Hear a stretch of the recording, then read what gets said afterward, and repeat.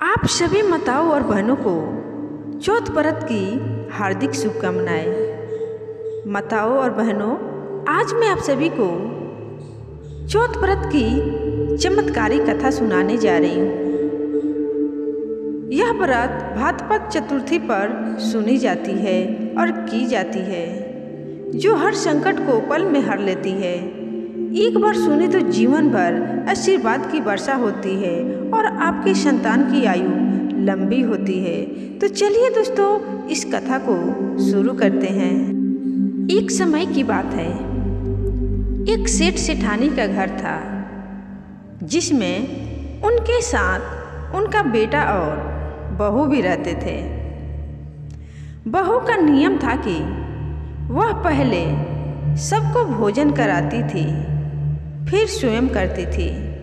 उसकी इस आदत को पड़ोस में भी सब जानते थे। पड़ोस की एक महिला रोज उससे पूछती कि आज तूने क्या खाया है। बहू हर बार जवाब देती, ठंडा बासी। यह सुनकर एक दिन सेठ का बेटा सोच में पड़ गया। उसने तय किया कि घर में स्वादिष्ट पकवान बनाए जाएंगे और सब साथ में बैठकर खाएंगे। उसने ऐसा ही किया, लेकिन जब उस दिन भी पड़ोसन ने पूछा तो बहू ने वही जवाब दिया, ठंडा बासी। बेटे ने अपनी पत्नी से इस बात का कारण पूछा। तब पत्नी ने उत्तर दिया, हम जो खा रहे हैं वह आपके माता पिता की मेहनत की कमाई है। जब आप अपनी मेहनत से कमाएंगे तभी मैं इसे ताज़ा भोजन मानूंगी। इस बात से प्रभावित होकर बेटे ने अपनी माँ से कहा कि वह बड़े शहर जाकर खुद की कमाई करेगा। माँ ने समझाने की कोशिश की कि घर में पर्याप्त धन है, लेकिन बेटे ने अपनी बात पर जोर देते हुए कहा, जब तक मैं अपनी मेहनत से कमाया धन लेकर ना लौटूं, तब तक मैं संतुष्ट नहीं हो सकता। जाते समय उसने अपनी पत्नी से कहा, जब तक मैं वापस ना आ जाऊं, चूल्हे की आग बुझने मत देना। कुछ समय बाद घर में चूल्हे की आग बुझ गई। बहू को चिंता हुई कि कहीं यह कोई अशुभ संकेत तो नहीं। वह आग लेने पड़ोस में गई, जहां पड़ोसन चौथ माता का व्रत कर रही थी। बहू ने पूछा, आप यह व्रत क्यों करती है? पड़ोसन ने बताया कि इस व्रत से धन्य धान्य और सुख समृद्धि की प्राप्ति होती है और सभी मनोकामनाएं पूर्ण होती है, और इस व्रत को करने से पति और संतान की आयु भी लंबी होती है।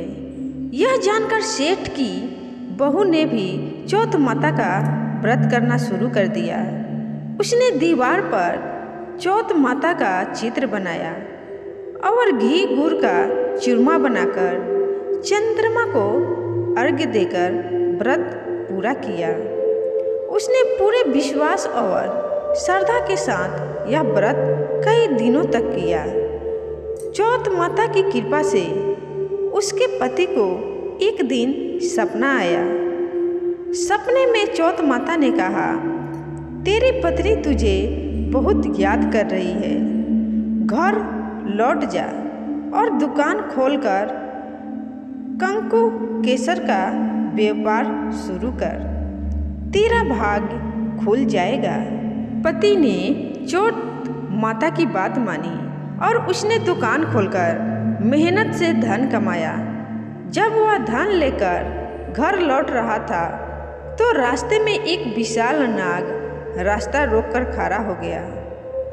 नाग ने कहा, तेरी आयु पूरी हो गई है, अब मैं तुझे डसूंगा।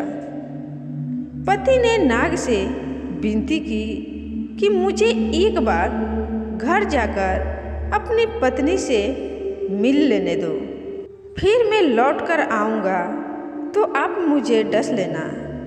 नाग ने वचन लेकर उसे जाने दिया। घर पहुंचकर पति ने अपनी पत्नी को पूरी घटना बताई। पत्नी ने उसे सत्वाना देते हुए कहा, चिंता मत करो, मैं एक उपाय करती हूँ। पत्नी ने 7 चरणों में तैयारी की। पहली जगह रेत डाली, दूसरी पर इत्र रखा, तीसरी पर गुलाल और फूल सजाए, चौथी पर कंकु केसर रखा, 5वीं पर मिठाइयाँ रखी, 6ठी जगह गदा बिछाया और 7वीं जगह दूध का कटोरा रखा। आधी रात को नाग आया और एक एक चरण पर रुकता हुआ आखिरकार कमरे तक पहुंच गया।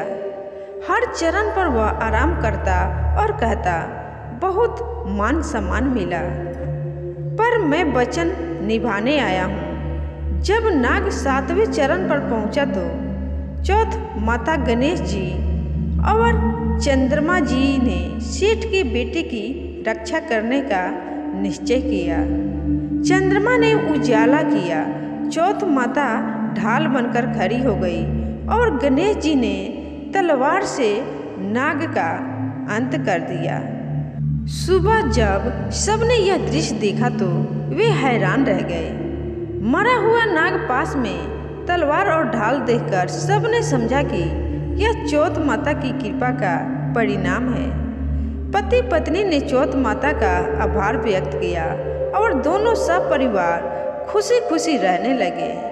हमारी कामना है कि जिस तरह चौथ माता ने सेठ की बहू की कामना पूरी की, वैसे ही वे श्रद्धा के साथ इस व्रत का पालन करने वाले सभी भक्तों की मनोकामना पूर्ण करें। तो प्रेम से बोलिए दोस्तों, चौथ माता की जय। दोस्तों, अगर आप इस कथा को पूरे अंत तक सुन लिए हैं तो इस कथा को और धार्मिक लोगों के पास जरूर शेयर करिएगा। चौथ माता की कृपा सदैव आपके ऊपर बनी रहेगी। श्री गणेशाय नमः। जय चौथ माता।